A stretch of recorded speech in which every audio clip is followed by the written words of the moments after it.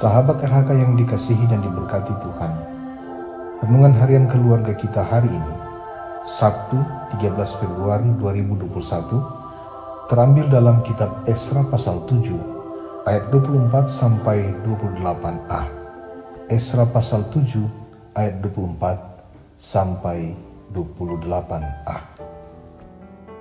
Lagi pula kami beritahukan kepadamu bahwa tidaklah sah bila para imam, orang Lewi, penyanyi, penunggu pintu gerbang, budak di bait Allah, dan para hamba rumah Allah dikenakan pajak, upeti atau bea.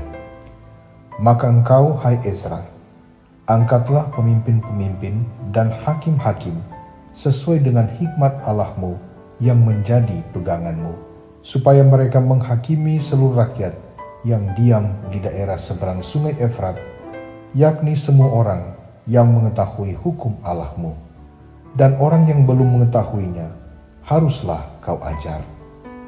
Setiap orang yang tidak melakukan hukum Allahmu dan hukum raja, harus dihukum dengan seksama, baik dengan hukuman mati maupun dengan pembuangan, dengan hukuman denda atau hukuman penjara.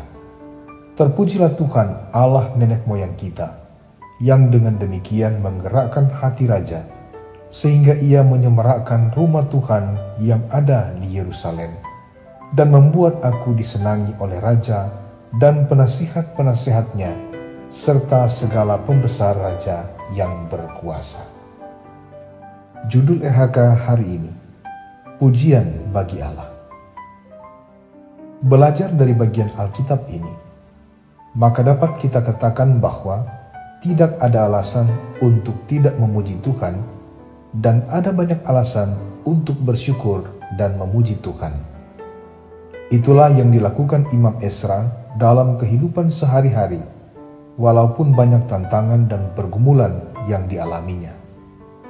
Imam Esra bersyukur dan memuji Tuhan Allah untuk kasih karunia Allah baginya, sehingga Tuhan Allah membuat Raja Artasasta bermurah hati untuk menolongnya dalam melengkapi kebutuhan rumah Tuhan. Kemudian Esra diberi kepercayaan untuk memimpin umat dan rakyat. Sebagai pemimpin, Esra diberi wewenang untuk memilih pemimpin dan hakim yang berhikmat, yang akan mengatur kehidupan bermasyarakat di daerah seberang sungai Efrat. Pada masa itu, hukum negara dan hukum agama menjadi undang-undang yang mengatur tata laksana hidup setiap umat dan warga. Sehingga bila ada umat dan atau warga negara yang melanggar aturan, akan menerima penghukuman sesuai yang sudah diatur. Ezra melaksanakan tugas dan tanggung jawabnya dengan baik, karena percaya bahwa ia berhasil, disayangi oleh para penguasa dan dihormati. Semuanya karena kasih karunia Allah dan ketaatan serta kesetiaannya kepada Tuhan Allah.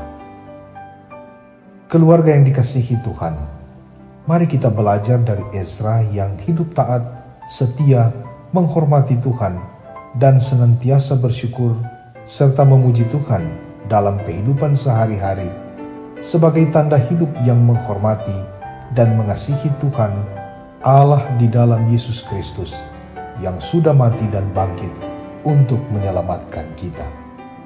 Maka kita pun akan menghormati dan mengasihi orang lain sebagai sesama ciptaan Tuhan. Firman-Nya kiranya memberkati kita semua. Terpujilah nama Tuhan. Amin. Mari berdoa. Bapa di sorga, hidup kami adalah anugerah-Mu.